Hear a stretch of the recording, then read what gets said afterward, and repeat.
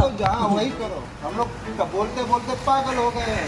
पर एम नहीं, आपने ये मेन जो है व्यक्ति, उनको आपने कितनी बार बोला पानी नहीं है? किसको? हम लोग 15 दिन से चिल्ला आप किसको बोलते हो?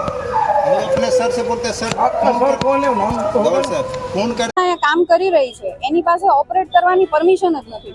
AWBA ની વેબસાઇટ ઉપર પણ લખેલું છે કે એની પાસે હજી ઓપરેટ કરવાની પરમિશન નથી, ખાલી એમને કોન્ટ્રાક્ટ અપાયેલો છે. પ્લસ આ સંસ્થા 2, 4 કે 5 સિટીઝમાંથી બ્લેકલિસ્ટ થયેલી છે ઓલરેડી. આપણા જામનગરમાં આવેલી 2 વર્ષ પહેલા, અને એમના ઓપરેશન્સ બંધ કરવા પડ્યા હતા કારણ કે ત્યારે પણ ખૂબ કૂતરા મરતા હતા. બરાબર.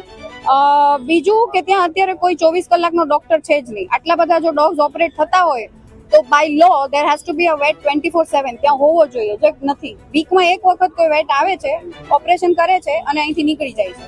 પછી એનો જે સ્ટાફ જે કમ્પ્લીટલી અનટ્રેન્ડ છે, એ એના ડોગનું જે કરે એ પૂરું ખાવા નથી દેતા, સારા માયલી દવા નથી આપતા, એના જે સૂચર વાપરે છે, જે ટાંકા લે છે એનાથી, એ બહુ જ ખરાબ ક્વોલિટીના વાપરે, જેના લીધે રૂજ નથી આવતી. મારી સંસ્થાનું નામ K9 સેફ એનિમલ ટ્રસ્ટ છે.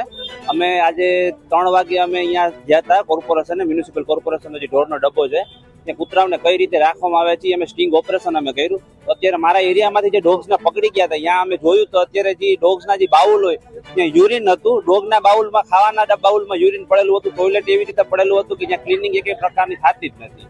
હવે ગવર્મેન્ટ આ લોકોને પૈસા પ્રોવાઈડ કરે છે, છતાં આ લોકો કેર કેમ નથી કરતા? ઉપરથી પૈસા ખાઈ જવામાં આવે છે કે આ શું કરવામાં આવે છે કે ખબર પડતી નથી.